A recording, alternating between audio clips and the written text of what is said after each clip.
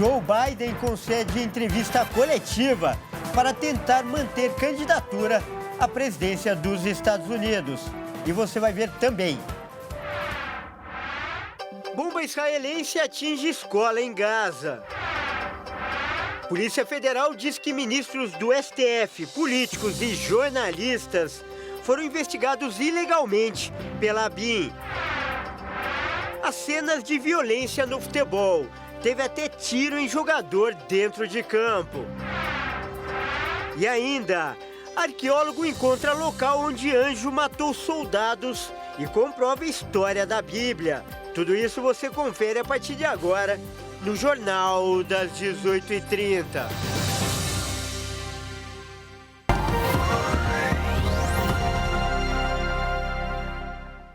Olá, seja muito bem-vindo. Nós estamos ao vivo, são 18 horas e 33 minutos pelo horário de Brasília. Eu sou o Kleber Werneck e a partir de agora você confere comigo as notícias do Brasil e do mundo desta quinta-feira.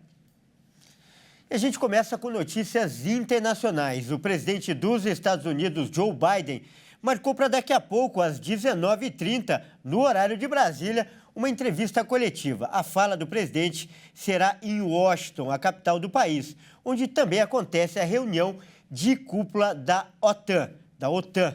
Hoje, inclusive, é o encerramento desse evento e a gente pode ver aí imagens do local. É aí que vai acontecer essa coletiva de imprensa, que, aliás, está sendo acompanhada de perto por membros do Congresso, doadores de campanha, estrategistas do partido e também, claro, eleitores. O presidente tenta convencer a todos que sua performance no debate com Donald Trump foi apenas um mau dia e não é motivo para ele desistir da campanha. A pressão, por outro lado, sobre o presidente tem sido muito grande desde o debate. Pessoas influentes, inclusive, já pediram publicamente pela desistência dele. Nós, claro, vamos acompanhar de perto essa coletiva e a qualquer momento podemos retornar com mais notícias. E ainda falando de notícias internacionais, uma bomba israelense caiu perto de uma escola da ONU para refugiados palestinos e a explosão causou mortes e deixou milhares de feridos. Uma multidão de pessoas assistia a uma partida de futebol no pátio de uma instituição da Organização das Nações Unidas na faixa de Gaza, quando, sem aviso, as Forças Armadas de Israel lançaram bombardeios no centro e no sul e atingiram o local. A filmagem mostra um momento que o ataque aéreo ocorreu próximo ao portão da escola.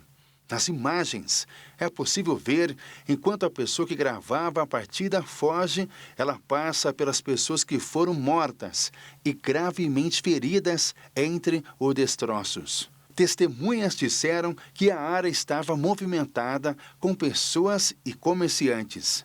Segundo a autoridade do Hospital Nasser, o número de mortos no ataque subiu para 31 pessoas até quarta-feira. Dezenas de outros ficaram feridos. As Forças Armadas israelenses argumentaram que o ataque tinha como alvo um terrorista ligado à ala militar do grupo terrorista Hamas, que participou do atentado do dia 7 de outubro. A justificativa é usada com frequência por autoridades israelenses, embora palestinos e observadores internacionais questionem o risco dessas ofensivas para os civis, muitos dos quais precisaram ser deslocados para essas regiões em busca de abrigo.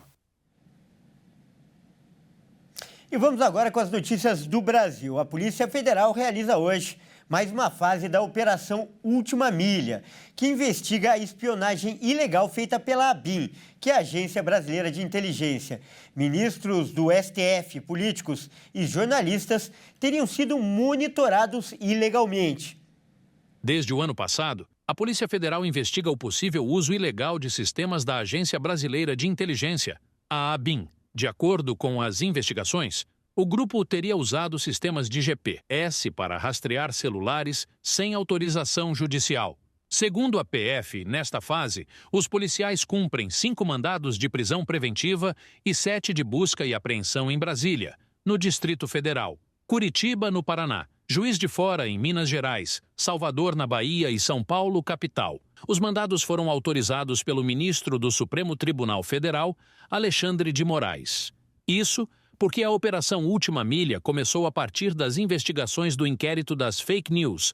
De acordo com a PF, investigadores descobriram que membros dos 3 poderes e jornalistas foram alvos de ações do grupo, incluindo a criação de perfis falsos e a divulgação de informações sabidamente falsas. A organização criminosa também teria acessado ilegalmente computadores, aparelhos de telefonia e infraestrutura de telecomunicações para monitorar pessoas e agentes públicos. Se as condutas forem confirmadas, os investigados podem ser indiciados pela Polícia Federal e, em seguida, denunciados à Justiça. E atenção a este alerta feito pelo Banco Central. Cerca de 40 mil chaves Pix de clientes da empresa 99Pay vazaram. Confira na reportagem. O comunicado foi feito pelo Banco Central para alertar sobre o vazamento de chaves Pix de clientes do banco digital 99Pay. Segundo a empresa, estas informações foram indevidamente acessadas em um incidente de segurança. A 99Pay afirmou que o vazamento tem impacto considerado baixo. Isso porque não foram expostos dados sensíveis, como senhas e outras informações sigilosas. O Banco Central confirmou que vai apurar o caso e que irá aplicar medidas sancionadoras previstas na regulação vigente. E quinta-feira é dia do quadro Direito do Consumidor, aqui no Jornal das 18h30.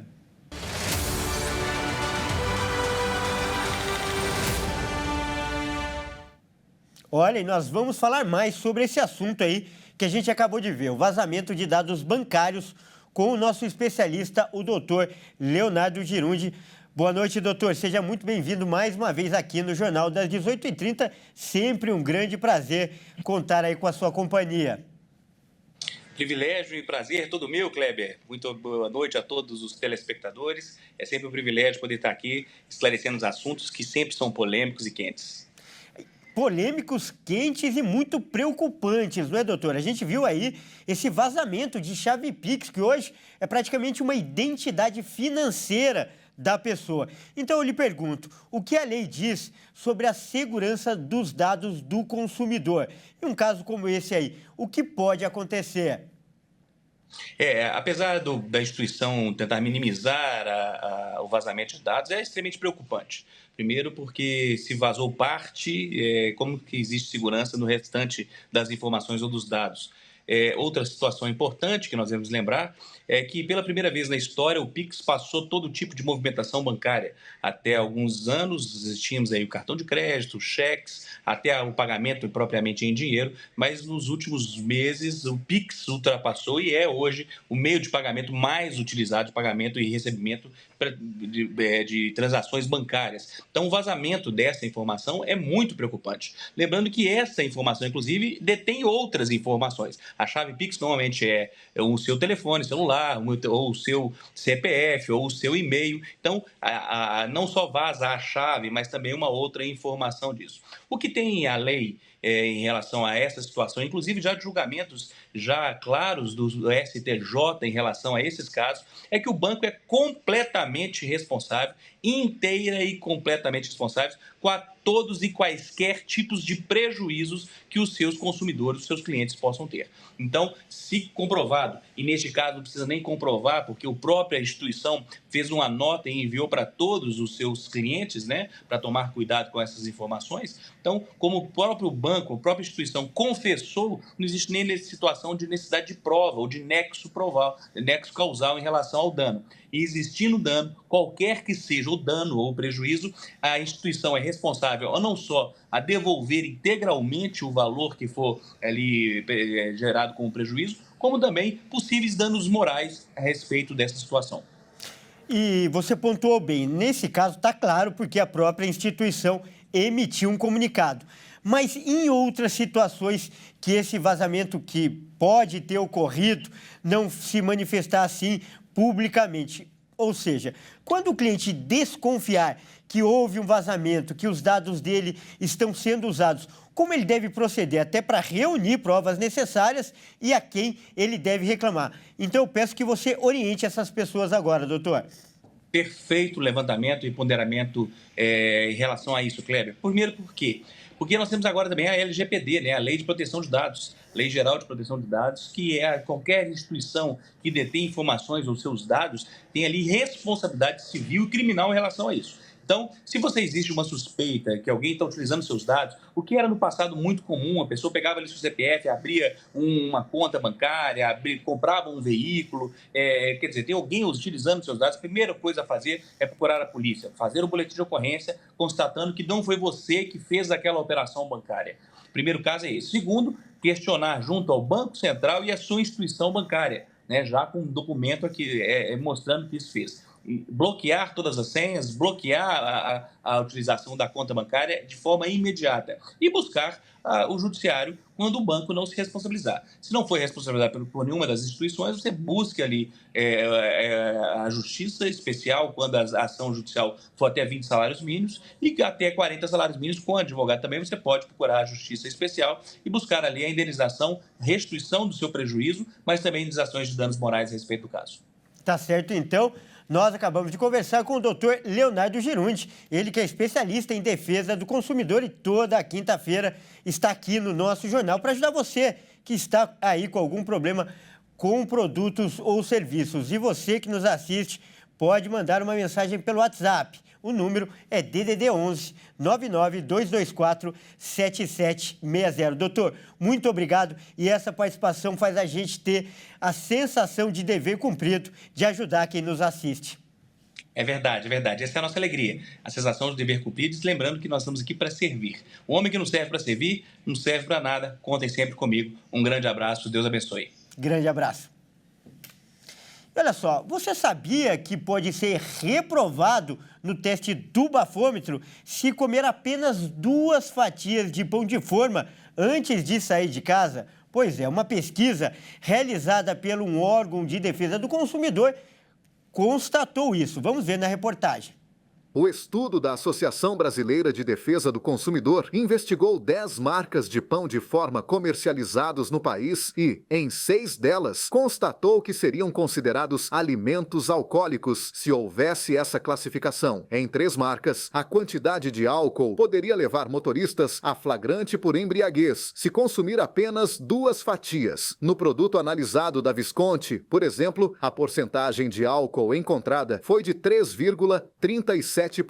Já na Balduco, a porcentagem foi de 1,17% e da Wickball de 5 zeros, que utiliza 0,89%. Pela lei, um teste do bafômetro não pode passar de 0,04 miligrama por litro. A partir disso, pode ser considerada infração gravíssima e até crime de trânsito. Ao comer 2 fatias de pão dessas marcas, a quantidade de álcool consumida seria maior que o mínimo permitido e o motorista estaria reprovado no teste do bafômetro. De acordo com a Proteste, é natural que o álcool apareça no pão devido ao processo de fermentação, mas a maior parte é evaporada enquanto ele é assado. Dessa forma, o problema está no quanto as empresas colocam de etanol no antimofo para aumentar a durabilidade do alimento. Isso porque 10% de toda a produção de pães no Brasil é perdida por causa de mofo. Não há uma regulamentação a respeito da quantidade de álcool no produto, mas as marcas devem começar a sinalizar e alertar a informação de forma explícita na embalagem. O alerta da Proteste é de que os pães estão chegando com teor alcoólico, muitas vezes de bebida. Mas, sem esse alerta, os consumidores, crianças e gestantes, por exemplo, estão consumindo álcool sem saber. E veja a seguir,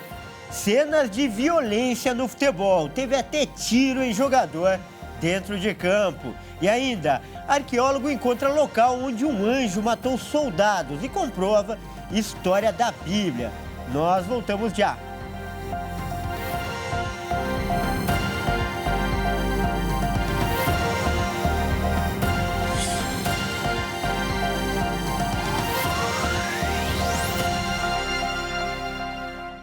Mais uma vez, seja muito bem-vindo. Nós estamos de volta e ao vivo. São 18 horas e 48 minutos, quase 49, pelo horário de Brasília. E olha só, o presidente Lula recebeu hoje em Brasília os atletas olímpicos e paralímpicos que vão representar o Brasil nos Jogos de Paris. A visita da comitiva brasileira celebrou ainda o reajuste do auxílio Bolsa Atleta, que é um apoio financeiro para esportistas profissionais e também para os que estão em fase de estudo e preparação. O time Brasil, com atletas olímpicos e paralímpicos, foi recebido pelo presidente Lula no Palácio do Planalto, em Brasília. Para as Olimpíadas estão confirmados 277 atletas, sendo 153 mulheres e 124 homens. E os Jogos ocorrem de 26 de julho a 11 de agosto. Já nas Paralimpíadas, que começam em 28 de agosto, o Brasil será representado por 124 atletas, que ainda estão em fase de convocação. No encontro, em Brasília, foi celebrada a assinatura de um reajuste de 10,86% no Bolsa Atleta. O benefício completou 20 anos. Quase 100% dos atletas brasileiros que vão para Paris dependem deste benefício. A medalhista olímpica Rafaela Silva falou da importância do Bolsa Atleta. Eu viajo semana que vem para o meu terceiro Jogos Olímpicos de Paris, mas eu sei da importância de estar aqui nesse evento, né? Porque eu sou beneficiada com o programa Bolsa Atleta já há pelo menos uns 15 anos, que eu estou na seleção há 16 anos. Então, é muito importante para um atleta de alto rendimento você ter uma segurança, uma tranquilidade de poder se preparar, se dedicar só ao seu sonho, que no meu caso é treinar judô, porque eu sei que eu tenho a segurança de ter o meu Bolsa Atleta, o meu Bolsa Pódio lá todo mês na minha conta, que eu posso ajudar minha família, posso ajudar no meu material de trabalho. O presidente Lula recebeu também estudantes de atletismo que são beneficiados pelo Bolsa Atleta. Lula falou que Janja o representará nos Jogos de Paris e desejou boa sorte ao time Brasil. E a Janja vai estar lá, sabe? Qualquer coisa que acontecer, ela tem que me ligar para me reclamar com o Macron. Não deixa acontecer nada com os meninos e as meninas do Brasil nessas Olimpíadas. Por isso, que Deus abençoe vocês. Boa sorte e que vocês voltem mais vitoriosos do que vocês acham. Um beijo no coração. E agora é hora de falar de esportes aqui no Jornal das 18h30. E quem traz os detalhes é ele, o Fernando Jesus. E hoje o Fernando não está aqui no estúdio como sempre acontece. Ele está lá no estádio do Palmeiras e vai falar ao vivo para a gente. Boa noite, Fernando. Boa noite, Kleber. Boa noite a todos que nos acompanham. Eu estou aqui no Allianz Parque mais uma vez. Daqui a pouquinho, às 19h30, o Palmeiras enfrenta o Atlético Goianiense pela 16ª rodada do Campeonato Brasileiro. E os torcedores estão entrando aqui devagarzinho para acompanhar a partida lá dentro do Allianz Parque. E o Palmeiras, ele vem de uma sequência de 18 vitórias consecutivas dentro de casa e busca se aproximar da liderança do Campeonato Brasileiro. Já o Atlético Goianiense vive uma fase totalmente oposta ao Verdão. O time comandado pelo técnico Wagner Mancini, que inclusive faz a sua estreia hoje aqui na partida, precisa de uma vitória para poder escapar ali da zona de rebaixamento. E outro detalhe importante, Kleber, é que com essa partida são 300 jogos dentro do Allianz Parque desde a sua inauguração em 2014. E em caso de triunfo, o Verdão chega à marca de 200 vitórias dentro do seu estádio. Mas a torcida alviverde não veio aqui no Allianz Parque apenas pela partida, Kleber. Outro detalhe importante que atrai os torcedores é que o Verdão anunciou, na verdade, a contratação do Felipe Anderson, que é considerada a maior contratação do clube dos últimos anos. Vale lembrar que Felipe Anderson não está à disposição do técnico Abel Ferreira para a partida de hoje, mas vai poder estrear na próxima rodada do Campeonato Brasileiro contra o Botafogo, quando todos os jogadores contratados nessa janela vão poder estrear.